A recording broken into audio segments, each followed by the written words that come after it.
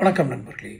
வழிகாட்டக்கூடிய வழிகாட்டும் தலைவர்கள், பலமான சிந்தனையுள்ள தலைவர்கள், அடுத்த தலைமுறை தலைவர்கள் அல்லது இந்த தலைமுறையில் தமிழகத்தில் இருக்கிறார்களா?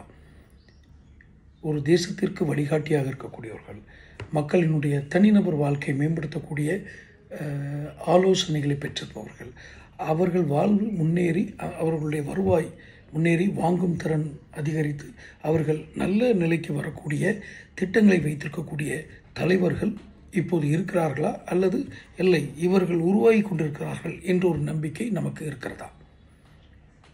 அது குறிப்பாக நான் தமிழகத்தெல்லாம் கேட்குறேன். ஏன்னா நம்மளுடைய நாட்டில் தான் நாம் வசிக்கும் பிரதேசத்தில் நாம் இருக்கும் நாட்டில் தான் அந்த கேள்விகளை நாம் எழுப்ப முடியும். இந்திய முழுக்க அப்படி இருக்கிறார்களா என்ற ஒரு கேள்வியும் துணை கேள்வியாக வைத்துக் கொள்ளுங்கள். எந்த மாறுபட்ட கருத்தும் இல்லை. ஆனால் மிக அருகாமையில் இருக்கக்கூடிய சூழல்களை கவனித்து தான் நாம் இந்த கேள்விகளை எழுப்ப முடியும், இந்த வினாக்களை எழுப்ப முடியும். இது ஏன் இந்த வினாக்களை எழுப்ப வேண்டும்?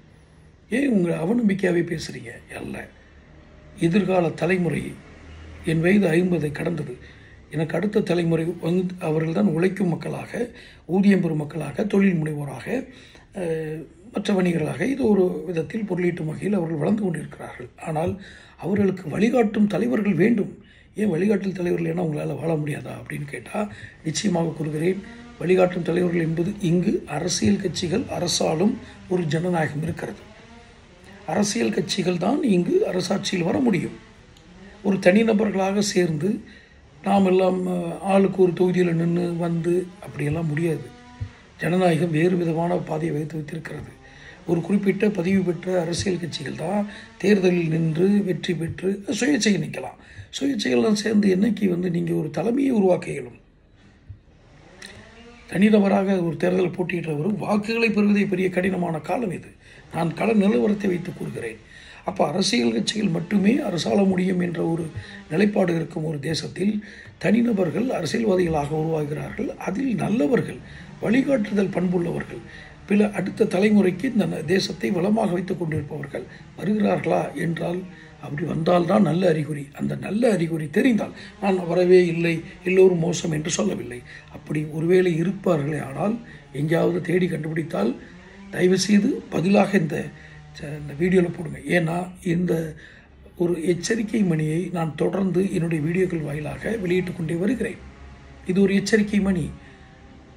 சிந்தனை வளமற்ற வறண்டு சிந்தனையுடைய அல்லது எந்த தொலைநோக்கம் இல்லாத இளம் தலைவர்கள் இங்கு உருவாகிறார்கள். கட்சிகள் என்று எடுத்துக்கொண்டால் 2ஆம் கட்ட தலைவர்கள், அவர்கள் எல்லாம் வயதானவர்கள். நான் வயதை வைத்து அவருடைய சிந்தனையை குறைபடவில்லை. ஆனாலும் அடுத்த தலைமுறை அரசியல்வாதிகளாக வருபவர்களுக்கு கூட இந்த சிந்தனைக்குள் அவர்கள் வருவதற்கு எந்த விதமான வாய்ப்புகளும் இல்லாமல் கூட அவர்கள் இருக்கலாம். யார்? இளம் தலைமுறை அரசியல்வாதிகள்.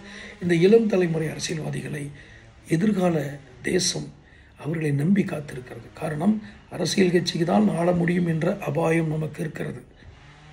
உடனே நீங்கள் மாற்றி சிந்திச்சிடாதீங்க. அரசியல் கட்சிகள் தவிர அப்போ இராணுவமும் கொள்ளை கும்பலும் ஆள முடியுமான்னு கேட்டுறாதீங்க. ஜனநாயகத்தை இவர்கள் கொன்று வருகிறார்கள்.